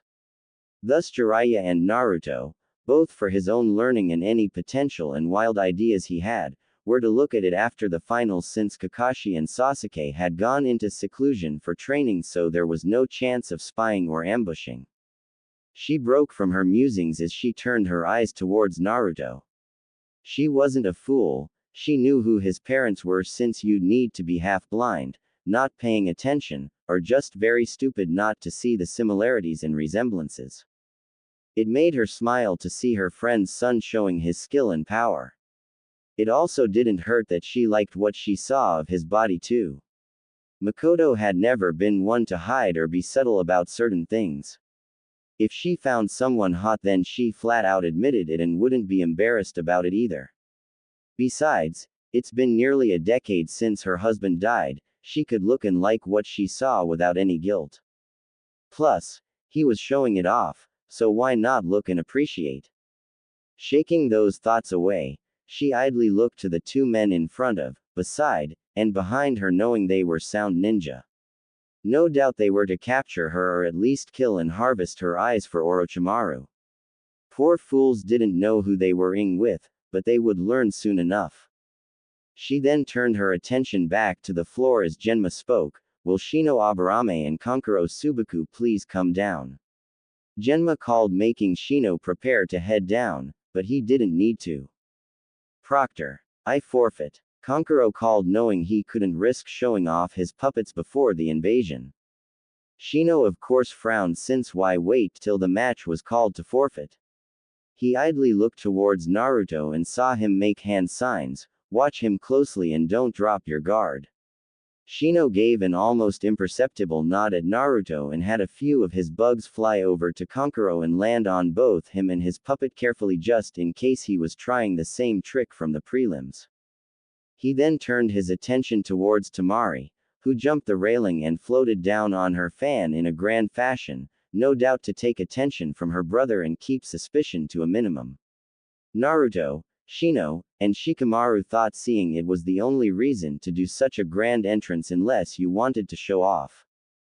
Shikamaru then sighed and began lazily walking down after nodding to Naruto. No sense hurrying down when he had a couple minutes to get down there. He wasn't blind, he knew something big was going on, so why not delay it a bit by taking his time getting down there? He was still deciding if it was troublesome enough to prolong the fight itself though. Upon arriving at the field, he saw Temari was a bit annoyed, which no doubt stemmed from him taking his sweet time getting there, but hey, what was she gonna do? Try harder to hurt him? PFF'd.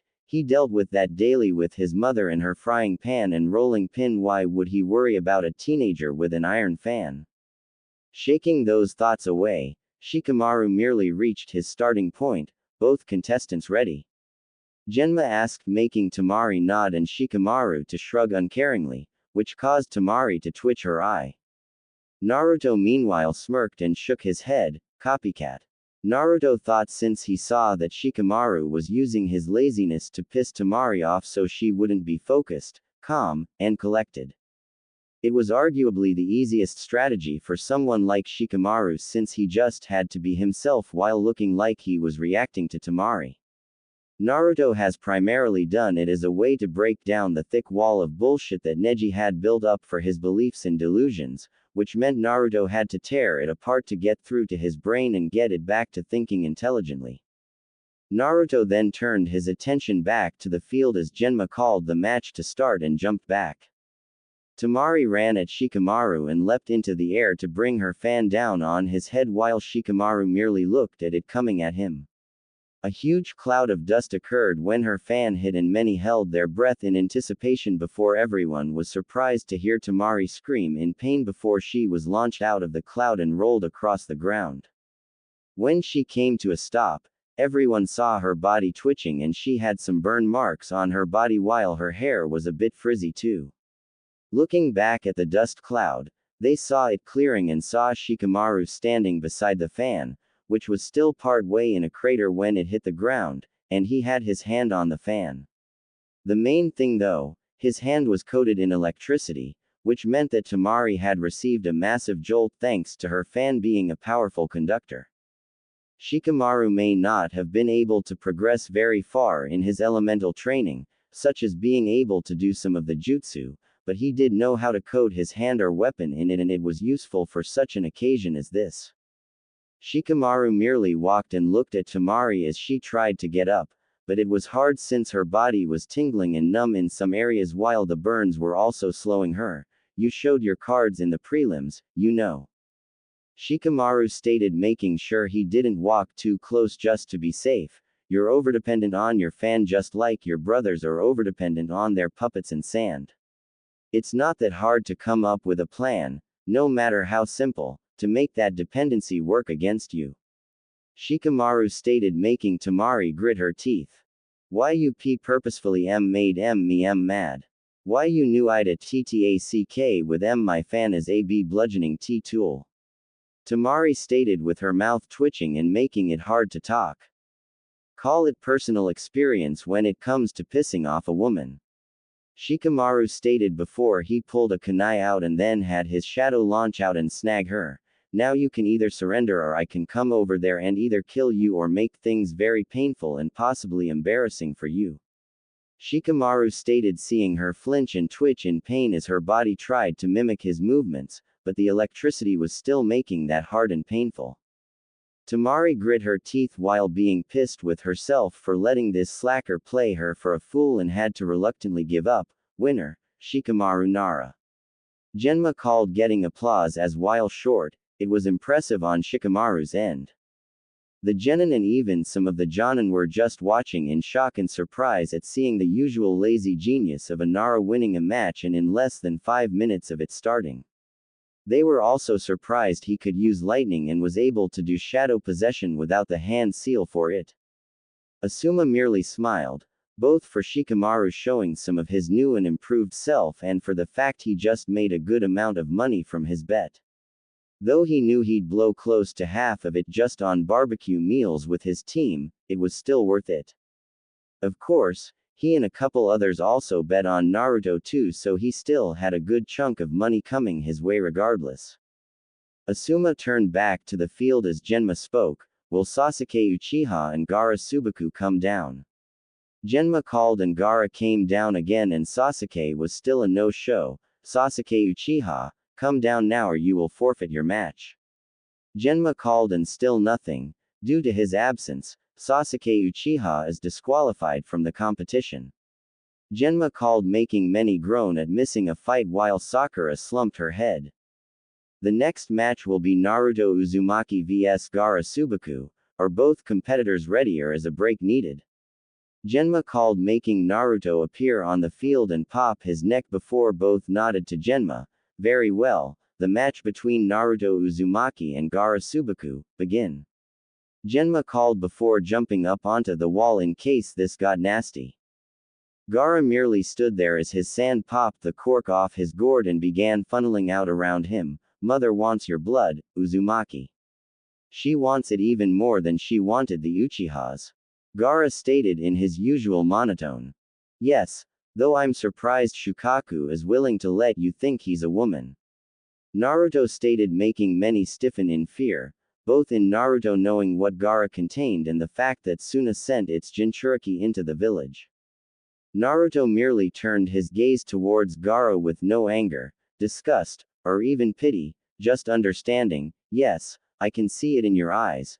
There's a voice in your head that really does make you feel safe and cared for like a mother, but there's also that voice demanding blood, death, and carnage to appease it.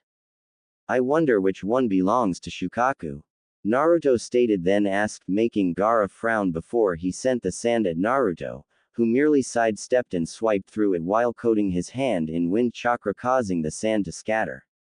"See, the sand you attack with has to be told to attack, while your inner amount of sand protects you without you even knowing of a threat," Naruto stated as he had seen it in Lee's fight. Lee was too fast for Gaara, but the sand would still react and protect him. Gaara merely frowned further before gripping his head in slight pain. "Shukaku's getting annoyed, isn't he?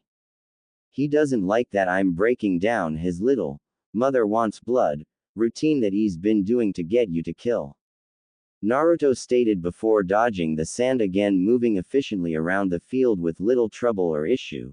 "You know, I had to think this past month on why it was that some of your sand had to be controlled and the rest acted on its own, and for the longest time I didn't have an answer till I learned about your ceiling," Naruto stated, dodging another blast of sand and then some shuriken as Gaara was scowling as his head was hurting. Up in the stands, Kankuro was nervous since not only was Naruto surviving, he was actually egging Gaara on and messing with his head. The fact he apparently knew about the ceiling and what Gaara contained and was still calm and collected didn't make him any more comfortable. In the recovery area, Temari was worried too since no one had ever talked to Gaara and analyzed him like Naruto was doing. She didn't know how Gaara would react or lash out. However, everyone's thoughts in the fight were interrupted by a swirl of leaves and two people appearing. Gaara merely frowned and recalled his sand while Naruto stood there with a bored look as Sasuke and Kakashi stood there back to back. Are we late? Kakashi asked Genma with an eye smile making almost everyone sweat drop, scowl, or faceplant. Not only are you late, but you're so late that we already went through the other first round matches, disqualified Sasuke for being absent, and have already started the next match. Genma stated, shocking Kakashi while Sasuke sighed and pinched the bridge of his nose before they saw Gaara there and then turned and saw Naruto there and grew shocked at the change in appearance.